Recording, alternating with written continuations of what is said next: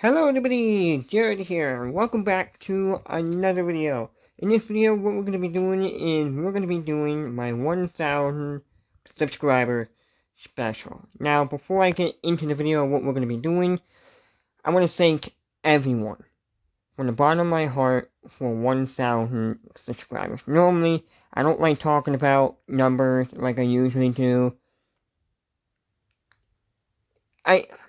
I'll be honest, numbers to me just aren't a thing. You subscribe to the channel, you subscribe to the channel. I don't care if I have 1,000 subscribers, 1,000,000 subscribers, 2 subscribers, 1 subscriber, 5 subscribers, 10 subscribers, yada yada yada. It's just, to me, it's a number. So, not that I don't care about you as in subscribers in particular, but when I reach a milestone, I do have to acknowledge it and say thank you. With that being said, I think I'm also less than 80,000 away from hitting 500,000 views, which, that's crazy, in my opinion. But anyway, enough talked about numbers. Today we're going to be doing my 1,000 subscriber special, and that is how to start a fire collection. I've been collecting for many years. Actually, I think next year will be 10 years since I started fire collecting. I own lots of things. Trucks, alarms, pictures, plates, patches, mugs, all sorts of stuff. And in today's video, what I'm going to be doing is kind of giving you a guide on how to look for certain items, how to start your fire collection, what to look out for, are there any hidden traps, or, is there stuff that's expensive, stuff that's cheap, or what kind of stuff are you looking at add into your fire collection. That is what this video is going to be about. So I hope you all enjoy the video, and let's go ahead and dive right in. Now, when it comes to starting a fire collection, there is no right or wrong way to start a fire collection. What I'm going to be teaching you is kind of the easy things to get to the harder things to get. Like patches, coin collecting, trucks, limited edition mugs. And then we're going to start getting into some of the harder things like the alarms, scanners, radios, especially old retired fire equipment, which I actually do have. So, let's get to it. One of the most easiest things to get to starting out your fire collection are patches. Patches are very cheap. You can get them pretty much anywhere. From your local fire company, you can do trading, you can even buy them online too. The way I've got my patches were either from trading or I got them from local fire companies. You can get them from your local fire companies either for free or you pay a little bit of money to get your patches. Now, what I also like to keep in mind, when it comes to getting a patch directly from your fire company, in particularly, always give them a little bit of money. Fire departments today are struggling. So, if you ask for a patch, and if they say, you don't need to give us any money, give them money anyway. Because that helps them in the long run to get much needed equipment. They can get bottled water, food, snacks, anything that they can use to help them serve your community. So, my advice, if you're going to patch, give them money as well. You can do trading as well. There's going to be some times where I don't want so many patches anymore.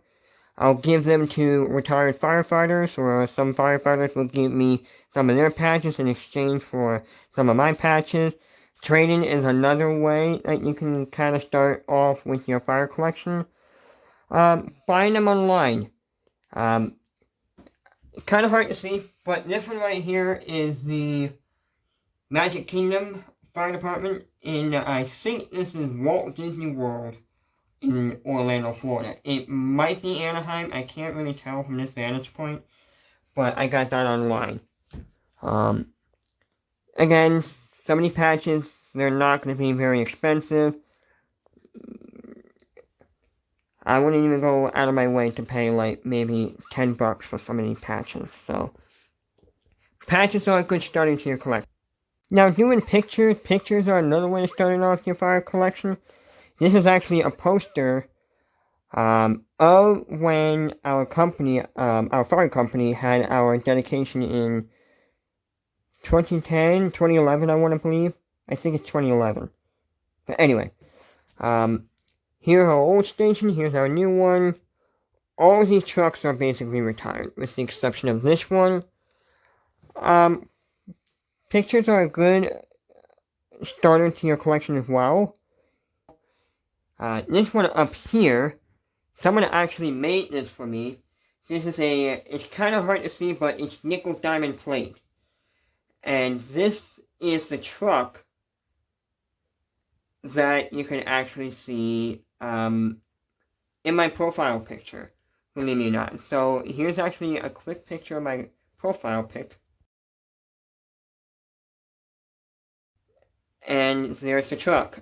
Same truck in my profile pic. This is a 1974 Maxi F Teleskirt that served for the Wescoville Volunteer Fire Company until it was donated to the Allentown Mac Museum, where it is currently housed. So, pictures are another good way to start off your fire collection. Pictures, patches, in my opinion, are great fire collection starters. Some more patches that you can see over here.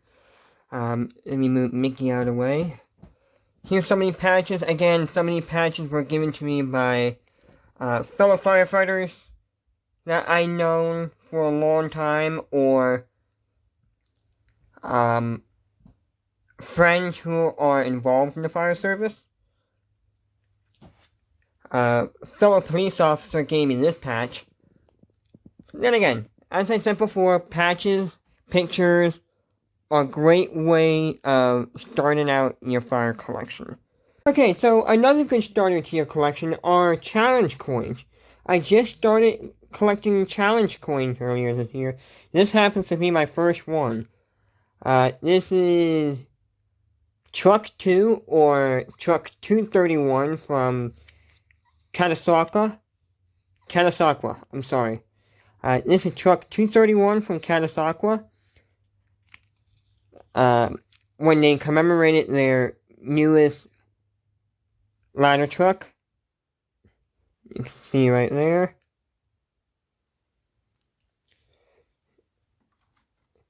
Paid close to $15 for this. That is the cost of the coin itself, as well as shipping. Keep in mind, most of the money went towards the fire company, so again, support your local fire company. This is a challenge coin, I believe it's for, I'm not going to go really in depth with this because I don't want to spend 5 minutes looking at one challenge coin. But here's another challenge coin. I don't remember where I got this one from. Oh, someone gave me this one. Someone who came up to visit us gave me that coin. This one was actually given to me by one of the members of the City of Allentown Fire Department. The Honor Guard, the Color Guard.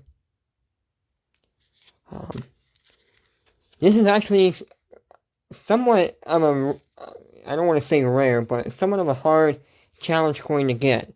So some of these challenge coins can be pretty difficult. Some of them can be very easy to get. Some of them, like this, are limited edition. So, if you see one that you like, pick one up.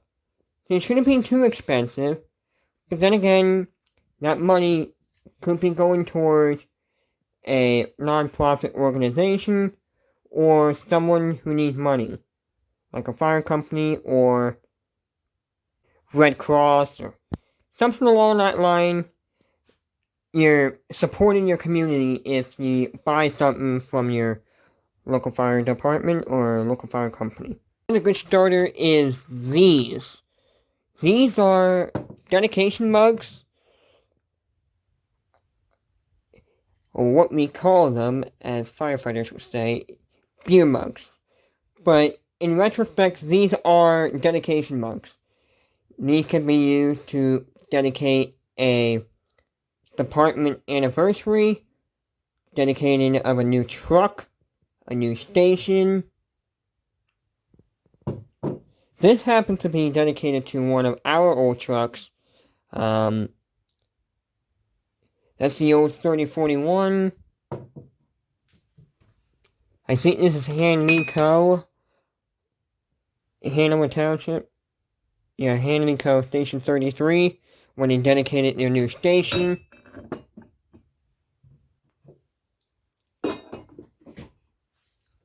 Those are dedications for station and a new station, new truck.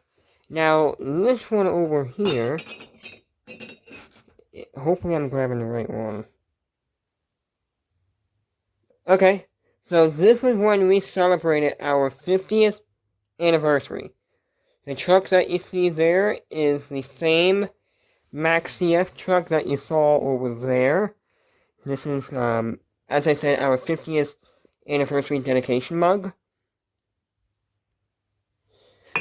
These can be somewhat hard to get. Let me pick that up here in just a sec. Okay, so now that I got that fixed, going back to what I said, dedication mugs, beer mugs as we would call them, they can be a little, I don't want to use the term pricey, but since these are limited edition, they can be a little bit difficult to get. You can find them at antique stores, you can find them online. If you're lucky enough, somebody from a fire company may be willing to trade one with you. Don't quote me on it, but your best idea if you want a dedication mug is to look at an antique shop or online like eBay. Those are good starters, or those are good sites if you want to start collecting dedication mugs. These are die-cast trucks that were made by a certain company like Corgi, Code 3, Franklin Mint, ERTL. I hope I said that correctly. This truck is made from Campbell Soup Company, believe me or not. You also have your Hess trucks down here. I have a couple of Hess trucks down here. Somebody got me this truck. This was, I believe, my first Hess truck. My dad gave me this truck. Hess trucks, you can find them at antique stores, although the pricing can vary. Some of them can be cheap if they're taken very well care of. They can be a little bit pricey. This truck is on its last legs. The siren doesn't work and the lights are almost dead on it. I think this truck, honestly, came brand new in the box because when I got it out, there's not a speck of dust on this truck.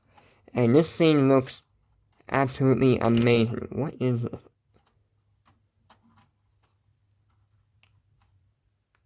Okay. Alright, okay, so it turns out what this is, I got a little sidetracked here. This is the lock to this thing here, to this pull station. I'll show that to you here in a little bit if I don't forget. Getting back on topic. Hess trucks, they're great starters. They can be pricey, they can be cheap. However way you find them. Going back to these guys here. Some of these can be very expensive. Because some of these trucks here are very well detailed. and some of them are just plain cheap. Now, I don't remember what the price of this truck is because I got this truck when I was a baby, and as you can see, this truck is basically just destroyed. I don't know if I'll get a replacement, but this is a keeper in my fire collection. This is I think this is a Franklin Mint model. Yes, this is. Franklin Mint. Good models, but they can be expensive because these trucks are very, very well detailed. To the point that where even the front hood can even open. The front wheels move. I don't know if you can see that. The front wheels move. Even the steering wheel can move to turn the front two tires. This is a ETRL model. Probably not going to be as expensive as these, but these are also detailed pretty good as well. I don't think ETL made a lot of fire trucks. Same thing goes with Franklin Mint. But, again, do some research. Take a look at what you want. Depending on the prices, depending on the looks. Some parts can be broken, some parts can be easily breakable. As I mentioned, you want to do some research, and you want to take a look at some photos to say, hey, am I going to be messing around with this truck a lot? Or, hey, is this truck going to be good in storage? So, you also want to keep in mind that if this truck was previously used, and that noise is coming from my scanner. If these trucks are used, chances are they're going to have parts broken off of them.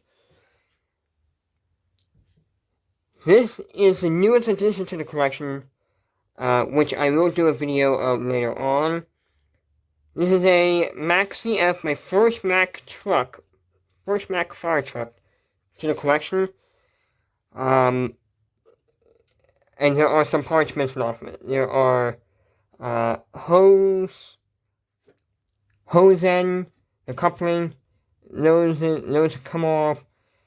I'm not sure if there's supposed to be mirrors here. There are indications that there could be mirrors here, although there aren't any mirrors, and I never got any mirrors in the box, so I don't know if mirrors came with this truck, or if they're just a modification. I'm not sure 100%. Like I said, do some research. If you want one of these trucks, they can be pricey for how well detailed they are. If there's parts broken off of them, the prices may not be as high. They still can be high, but be aware, if you want a perfect truck, you're going to be paying a lot of money for them. So, with that being said, let's move on. I forgot to mention these.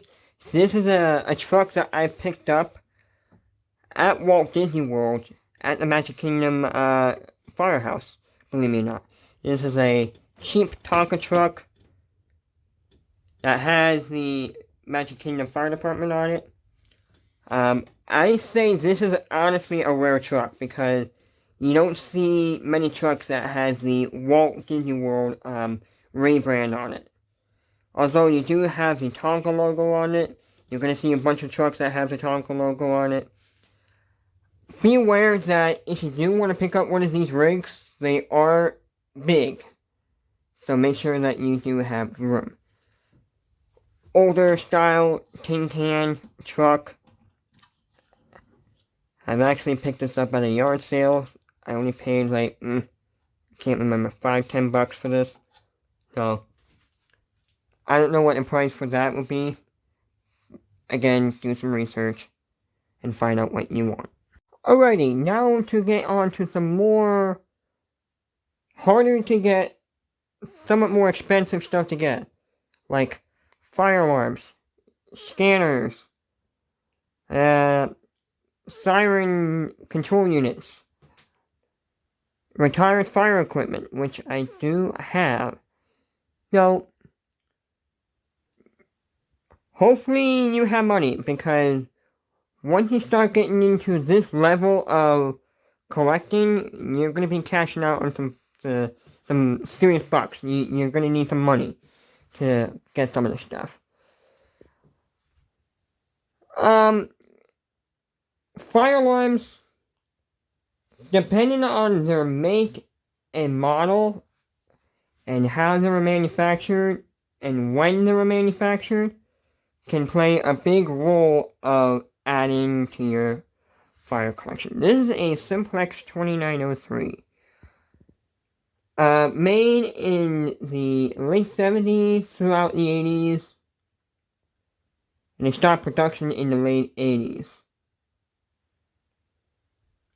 Is my research correct? Anyway, you have all seen this system every month on this channel going off. This particular alarm, as I mentioned, the 2903, I'm not going to go over prices because it seems that every time I go on eBay, the prices are always changing. Whether they're going up or they're going down. Now, the 2903s are a very rare alarm to get. They're not easy to get. They're not, I don't want to say hard to get, but they're not easy to get into your hands. And if you are looking at getting a 2903 like this, get your wallet ready, because some of these 2903 can be very pricey. I was lucky enough that I got this for only $30. Some of them can go upwards to $100, if not more. So, I have more than just this 2903 when it comes to fire alarms. I actually have a whole, we'll get to that there in a minute. I actually have a whole box full of fire alarms that I've done a collection video on earlier this year. So if you want to see that video, I'll link it in the video description below if you want to check it out. Because I'm not going to go over here and, go through every single item in that collection. So, fire alarms, as I mentioned before, the pricing can vary depending on their make, model, and how they're made, when they're made. That's just a piece of tape, just ignore that. Same thing goes with pole stations.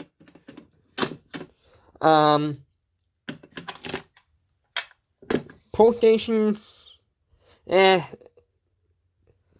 same way. They can be cheap, they can be expensive, depending on their make, model, their brand, and how they were made. I need to find my keys. It'd be great if I can reset it just from here. Hopefully I grabbed the right one, which I didn't. Okay. So, like I said, depending on what kind of pole station you get, they can be expensive, they can be cheap, depending on how they're made, what kind of materials that they're made of, and now that I'm mentioning this, how the pole station works. Because there's some of these that are conventional, there's some of these that have addresses on them, addressable pole station. There's some of them that are advanced protocol, which means that they need, advanced software in order to program them. So, really do your research when you come to looking at a pole station or a fire alarm, because some of these models, you can't just apply power and expect them to work, because not everything is going to work, unfortunately. Alright, so a while ago I picked this up. This is a Radio Shack Pro 97 scanner. My dad and I, when I was a kid, we used to go watch planes, so we would listen to air traffic control. But now, since I have this, I reprogrammed this to listen to the fire frequencies. Depending on, I'll be honest, I'm not really good with radios. So, radios, they can be expensive, because some of them have key different features. Some of them, you can listen to multiple channels at once, With this, I believe you can only listen to 2. Correct me if I'm wrong. But, without that being said, some of them need a computer to be programmed. Some of them you can just be programming just from hitting the keys right here. Others, like I said with the fire alarm stuff, others need advanced software. So, I did some research, and if you do decide to get a scanner, you can get them on eBay, you can get them online, you can get them God knows where, but keep in mind that these scanners, if you do decide to pick one up, they're not going to be cheap. This one, like I said before, was given to me by my dad because he doesn't want it anymore, and I wanted a scanner to listen to, so here is my personal scanner. Let's see, what else? As I mentioned before, I do have other alarms. Off to your left, you have another 2903, and off to the right here, is a 4903.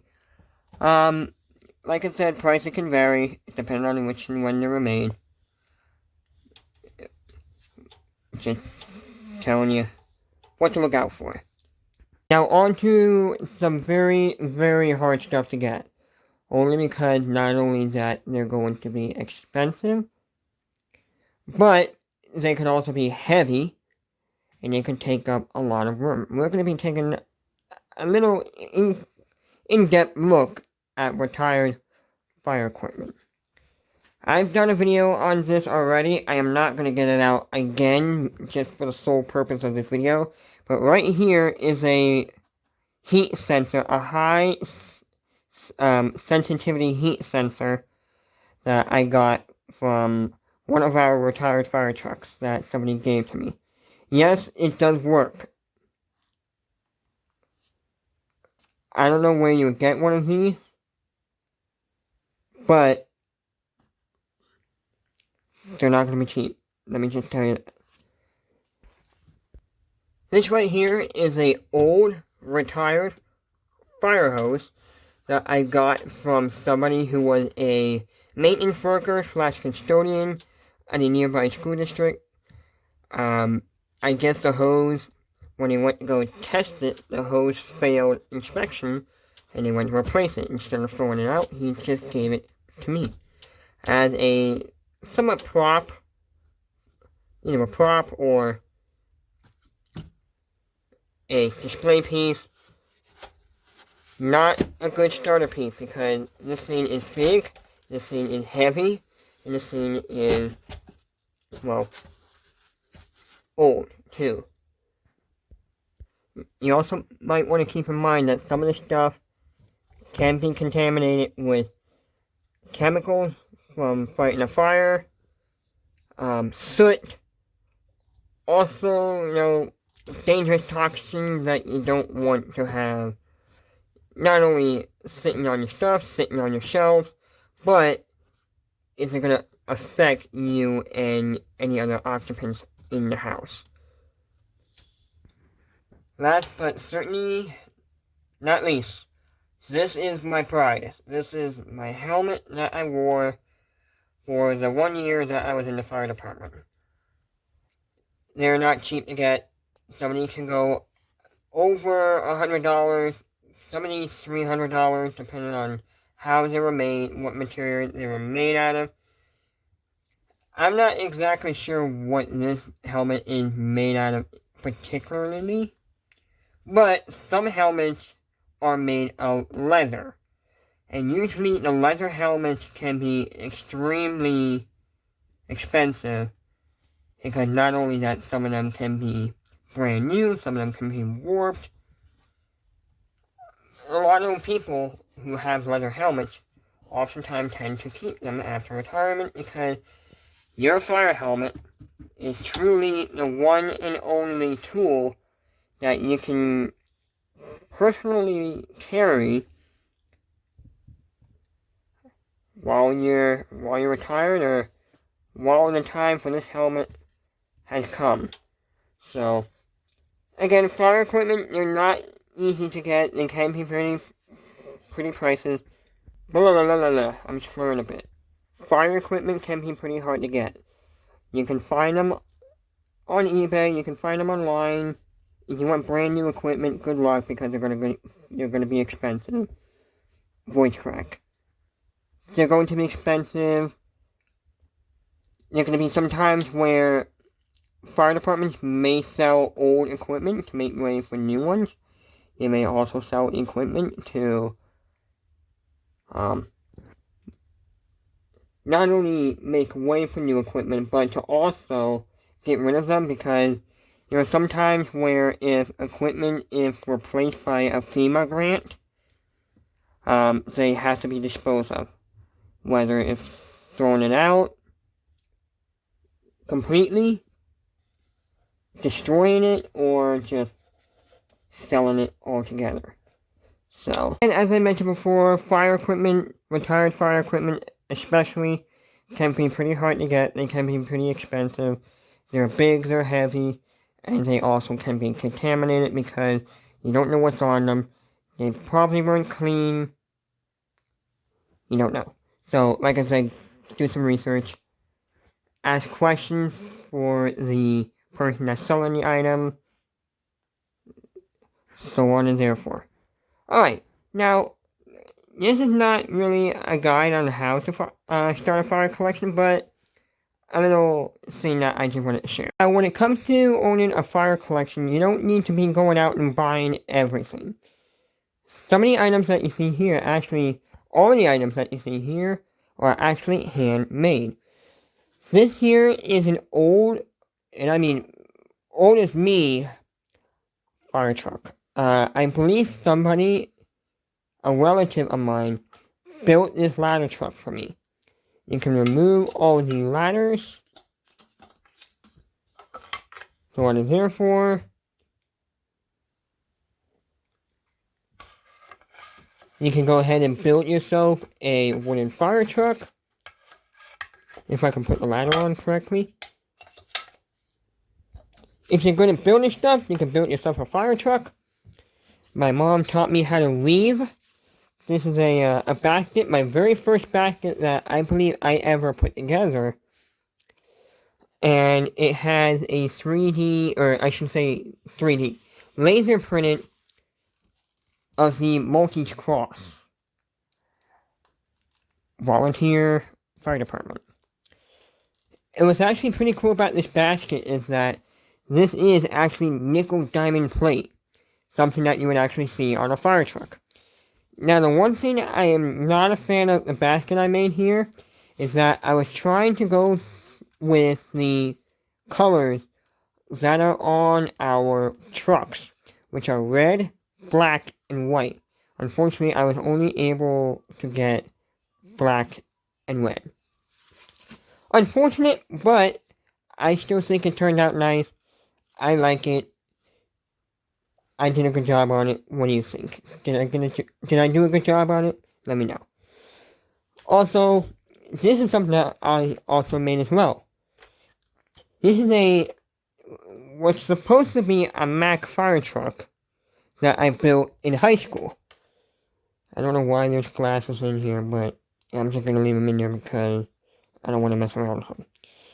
Actually, you know what? Yeah, I'll take them out. So this is a fire truck that I made in high school. There is a motor in there made to drive the back tires. Again, I made this in school.